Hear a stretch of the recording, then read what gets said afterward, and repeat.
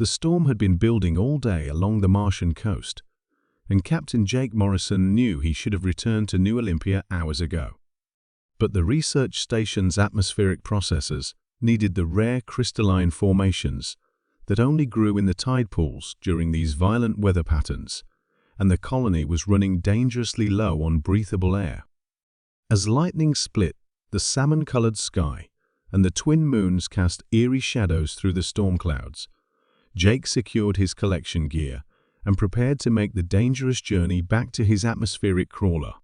The waves were already crashing 30 meters high against the artificial breakwaters that protected the terraformed coastal zone. That's when he heard it, a sound that cut through the howling wind like a blade. It wasn't human, but it was unmistakably a cry for help.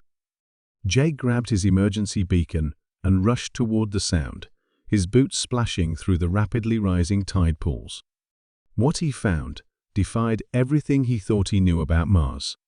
A young being, clearly not human, but unmistakably intelligent, was struggling in the churning waters of a collapsed tide pool that had become a deadly whirlpool. Jake somehow instinctively knew it was female, had skin that shimmered like mother of pearl, with delicate gill slits along her elongated neck that were fluttering frantically. Her large luminescent eyes met his across the rushing water, and Jake saw something he recognized instantly: pure terror.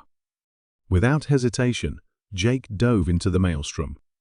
The water was shockingly cold, even through his environmental suit, and the artificial gravity generators in this section of the terraformed zone were malfunctioning, creating unpredictable current patterns that fought against his every movement.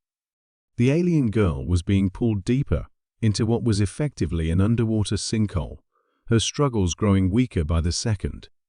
Jake activated his suit's emergency thrusters and pushed through the turbulent water, his lungs burning as he held his breath far longer than was safe. When he finally reached her, she was barely conscious, her bioluminescent markings flickering like dying stars. He wrapped his arms around her surprisingly fragile form and fired his thrusters at maximum burn, fighting against the deadly current that seemed determined to drag them both into the depths. For a terrifying moment, Jake thought they wouldn't make it. His thruster fuel was nearly exhausted, and the alien girl had gone completely limp in his arms. Then, somehow, they broke the surface.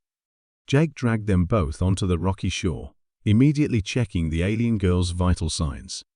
Her breathing was shallow, and her skin had lost much of its luminescence, but she was alive. He activated his emergency medical kit, not knowing if human first aid would work on her physiology, but determined to try. "Please," he whispered, as he worked to clear water from her gill slits, "don't die on me now." The alien girl's eyes fluttered open, fixing on Jake's face with an expression of wonder and gratitude. When she spoke, her voice was like music played on crystal chimes, somehow translating directly into his mind. "You saved me," she said, sitting up slowly. "A human saved me. The council said humans were aggressive, territorial. They said you would never risk yourselves for another species." Jake helped her to her feet, noting that she was surprisingly steady despite her ordeal. "The council? Are you? Are there others of your kind on Mars?" The alien girl, who appeared to be in her equivalent of late teens, looked at him with those impossibly deep eyes. "My name is Lirelei. And you, brave human, have just saved the daughter of the Aquarian ambassador to the Galactic Federation." Jake's jaw dropped. Galactic Federation? But Mars is a human colony we've never made contact with. "Your species has been under observation for decades," Lirelei explained gently. "My people, the Aquarians, have been living in the deep water systems beneath Mars's surface since before your terraforming began. We were here first, but we chose to remain hidden while we studied humanity." The implications hit Jake like a meteor strike. "You've been watching us all this time?" Lirelei nodded, wringing water from her long silver hair.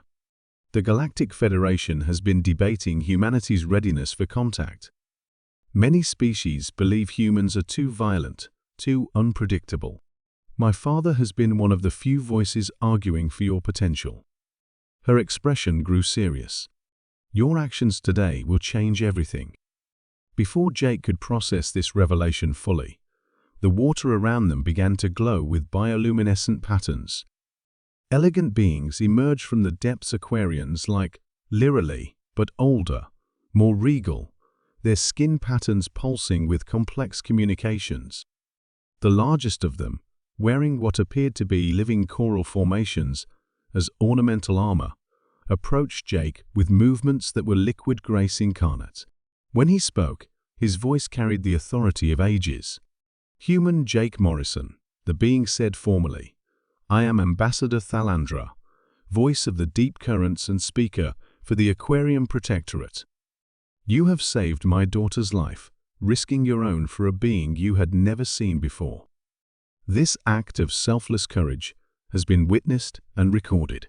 Jake found himself surrounded by aquarians, all of them watching him with expressions of curiosity and respect. I just did what anyone would do," he stammered. "No," Ambassador Thalandra replied firmly. "What you did proves that humanity possesses the capacity for interspecies empathy that the Galactic Federation requires for membership. Your single act of heroism will serve as evidence in humanity's favor when the Council convenes next cycle."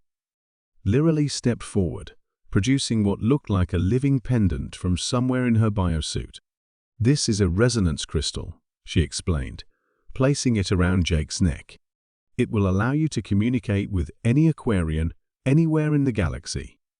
But more than that, it marks you as a friend of the deep, the highest honor we can bestow upon an outsider." Ambassador Thalandra's expression became even more formal. "Captain Morrison, by galactic law, you are entitled to request a boon for saving the life of a Federation ambassador's family member.